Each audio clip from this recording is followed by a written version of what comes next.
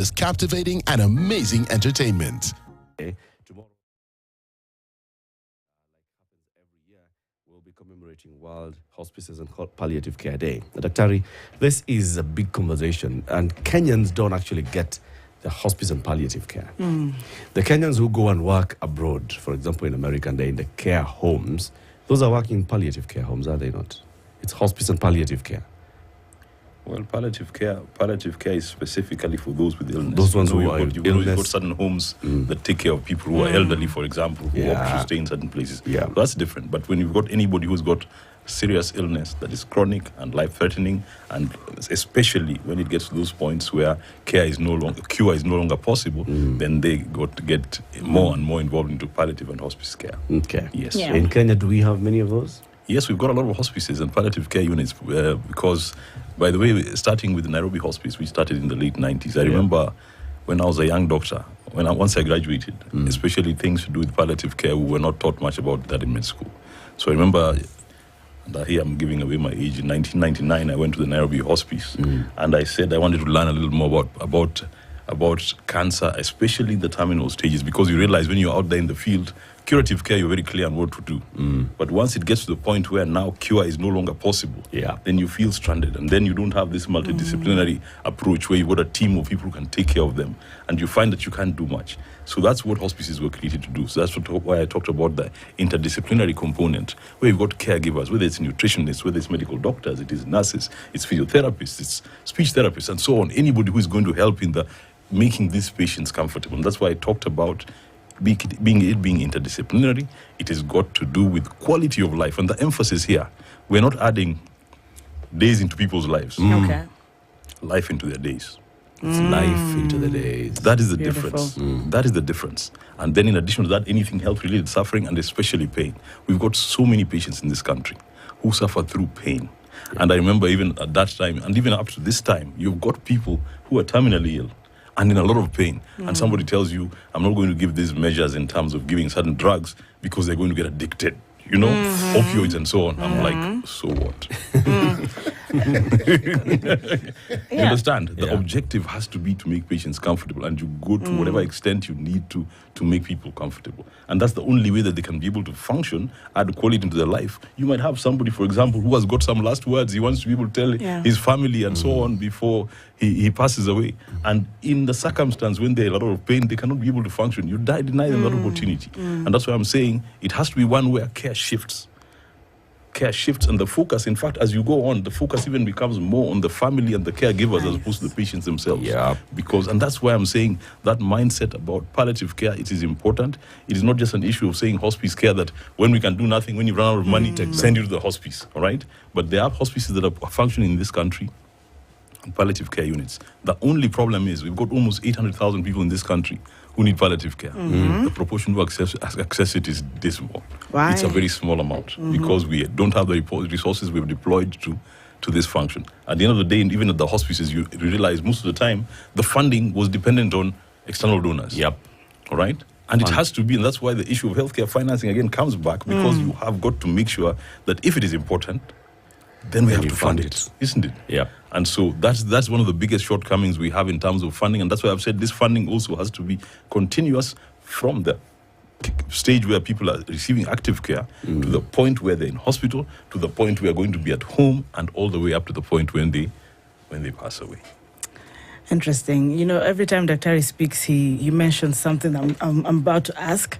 And you've mentioned that there is the resource challenge, but I also am very invested in people's mentality. Maybe they're listening in today and they're thinking, well, that is something for the rich people. You've heard that before. This mentality of, wanaweza. But there's also another concern of people are not mentally confident to be in these spaces. Perhaps if you could just demystify some of the myths you have heard or some of the fears the public might have in as far as accessing, palliative care. Is it? Some think it's a sign of, giving up. Family members could feel it's a sign of giving up on their person.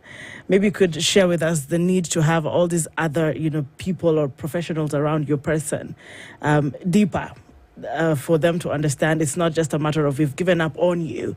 It is a positive, and I know you've mentioned it, but just to change the mindset that lies with first the patient and the family. I think one of the first things that has to come is, first of all, the healthcare professionals who are involved in curative care have got to be very clear when communicating this transition to hospice and palliative care. It's not one of those where we're saying there's nothing we can do for you. Because that's what many will. It has to be clear that we have done what we can in terms of the curative care. Now you need to move on to the next stage of care. And this is what we're going to do for you. And kind of also enumerate. But it's not one of those where you're saying, I'm handing you over to so-and-so, and we're done with you. It's a next stage of care. In fact, a lot of the time, there's still room for them to be able to come back if there's need to be referred back and forth. But the key thing is just a mindset, first of all, the healthcare professionals and how things are communicated. And also, that's why you've got a lot of people, for example, people who are psychologists and so on, who are involved as part of this team, because the ramifications of a life-threatening diagnosis or life-limiting diagnosis are massive to a lot of people. So that's why I'm saying it has to be handled delicately, and it has to be handled by the professionals who are competent to do it. Now, there's nothing to say, there's no predilection in saying that socioeconomic status is what determines whether people get cancer. In fact, the people who bear the brunt of cancer and its effects is going to be more those people who are low income. And that's why it is important for us to be able to protect them. You said healthcare professionals who understand. Do they? Can we confidently say that, in the many healthcare professionals that we have, from the doctors, especially now those ones who are dealing with these chronic illnesses, and the nurses and the other professionals, that they understand very well? But I get to this stage, then the most logical thing then is to move to the next step. And the next step is going to be palliative care. And palliative care does not mean that I've washed my hands. Yes. Because I'm a cancer doctor. And now this guy, we've tried everything, so let me just hand them over to nurses. Do they understand? I think by and large they do. There's one thing to have the knowledge. Another thing to have the attitudes and practices change as well. And so that might be the area where we have a challenge. And I know healthcare professionals in this country are generally under a lot of pressure. But what I would appeal is there are certain patients who require a little more time than the regular patient. And this is going to be one of those in that category. So it is very important that even if you don't have the sufficient time to devote it to their care, I think it is important that you involve the professionals who will still give them the care that they need. Because sometimes you've got a long queue of 40, 50 people you have to see in a day. You've got some guys who've got malaria, some guys with some pneumonia, some guys with the flu, and so on. Then there's this one person who comes in who actually happens to have a life-threatening illness. That's why I'm saying it has to be that we look for ways in which we can be able to facilitate these people getting a little more attention than everybody else. Because even in terms of explanation, one thing you must remember, somebody never ever forgets the day and the manner in which their cancer diagnosis was revealed to them. And those are the things that sometimes we might forget as doctors. But the interesting thing is, when you're on the under end of things, if you've got somebody who is a relative, I've had parents, for example, a father who had cancer and so on, when you're on the under end of things, then somehow you kind of see where the problems in our healthcare system are. And it's not even just in Kenya. These problems are there worldwide. Even if you've seen, we have got some certain things that we need to address in terms of how we communicate, how we empathize with people. Because you've got people, for example, I've got a patient who was told by a doctor in one of the hospitals out of this country, just told, there's nothing we can do now. Maximum 6 months. I think that's common. Right? And that's put like that. And guess what? This patient was alive 2 years later, right?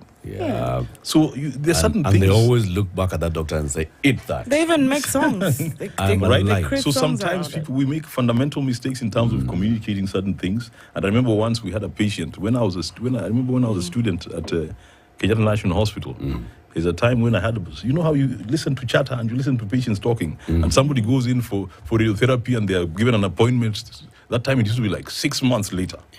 And you know what I had them saying?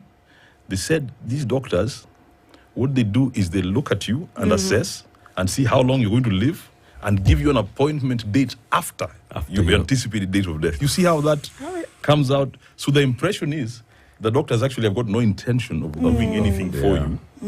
All right? Of course, that is not true. But you can see what the interpretation from the point of the patient was. Because first of all, they don't understand. You're telling me I've got a life-threatening illness. And then telling me to come 6 months later. But the doctor also doesn't have a choice. They're looking at this queue. And, that's when the next booking is. Daktari, Is there a unit in medical school where you're taught how to counsel patients?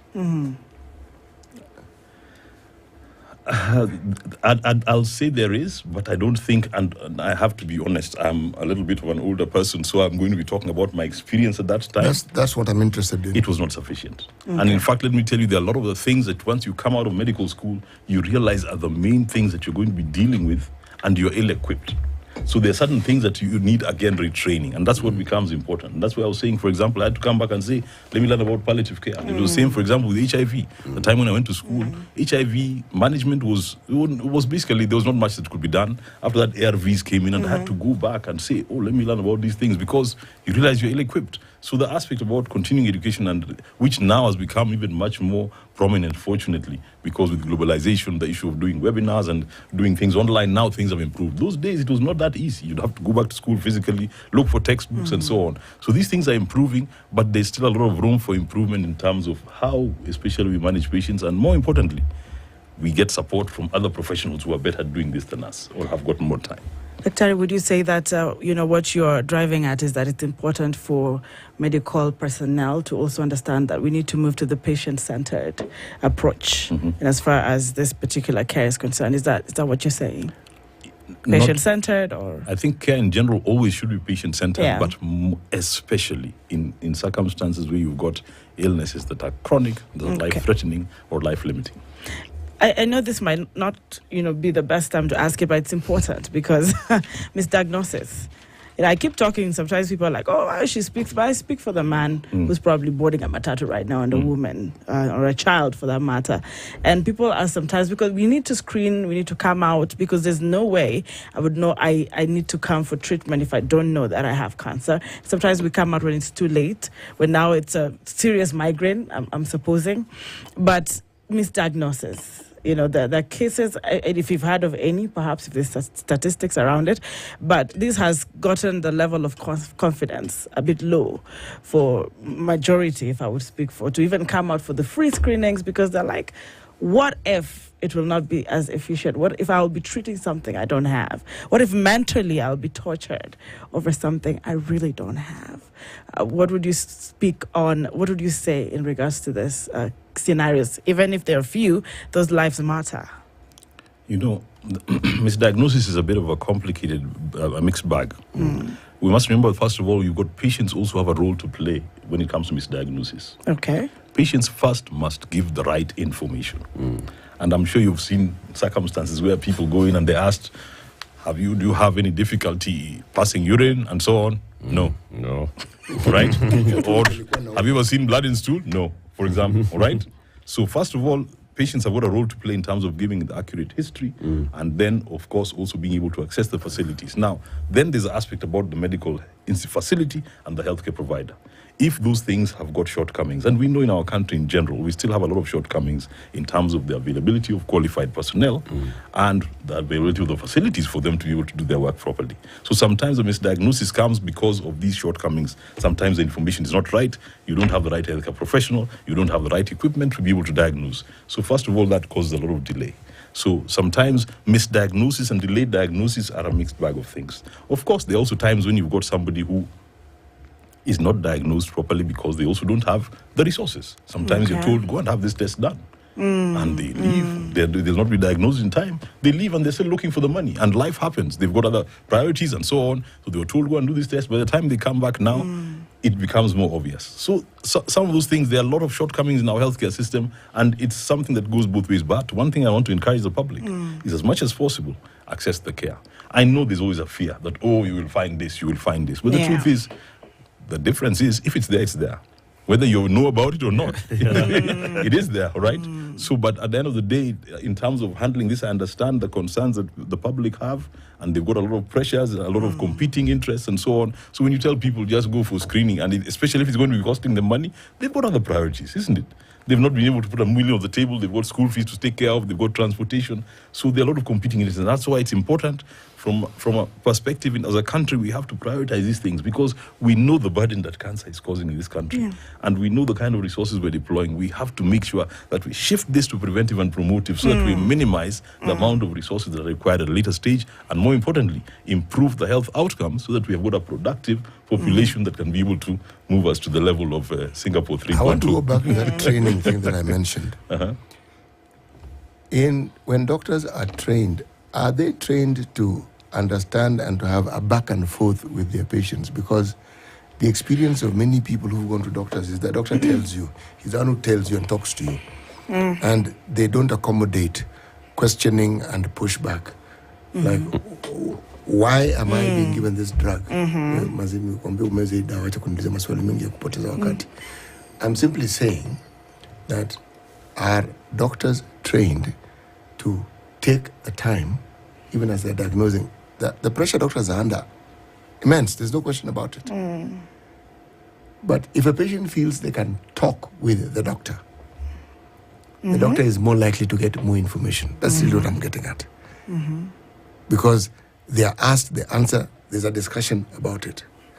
But the pressure that is there, there's probably the feeling that, you really can't have that discussion because there are 10 other patients waiting or 20 other patients waiting. Now, you heard my question. Does training allow for that? Because you say it's both ways, and I agree. If I feel I'm talking to somebody who's going to be giving me instructions that doesn't want to listen to me, then I will give as little information as possible. Yeah. The truth is, doctors are trained. Every doctor is trained in that manner. You have got to listen to your patients. You have to examine your patients. Then after that, you're going to make a tentative diagnosis. You'll do whatever tests that you need to do and come up with a diagnosis and provide treatment. No, it is part of the training continuously. That's all clinical training. However, one of the things that I have to accept, and one of the things I keep telling a lot of people sometimes, the reason why, for example, herbalists and quacks take away a lot of our patients is because of that aspect you're talking about. Yes. These guys have got nothing else. As we're thinking about all these pathological processes and processing stuff, these guys, they just sit and listen. They listen. And they give them time. And people feel that they've got hearing and so on. So they're more likely to feel, whatever treatment comes they're out. going to pick. They're going to pick the diagnosis from what you say. And manipulate you. And manipulate The you. neighbor. Yes. Huyo neighbor umetaja sana, there must be an issue with that. Kuna macho. Kuna mtu amepitia kwako. Yes. Akakuangalia vibaya. Kuna mtu amekusalimia juzi. Kuna paka nyeusi hapo karibu na jirani. Yes. But that's why it is important also for us to be able to optimize the use of our resources, including healthcare professionals. Make sure that people have got a workload that is relevant, so that you've got, for example, and especially when it comes to specialists, let it be that specialists are seeing the patients they need to see, as opposed to seeing all the general. That's why streamlining the healthcare system is important. So you don't have somebody waking up with a headache in the morning and saying, I want to go and see a neurosurgeon, and occupying the space that somebody else who's been referred by another healthcare professional should take. So these are the things that we have, but of course it still boils down to the aspect of healthcare finance. There's a term I came across. You have 30 seconds. No, that term can wait. City, can we share that time? Cut You the go ahead. story short.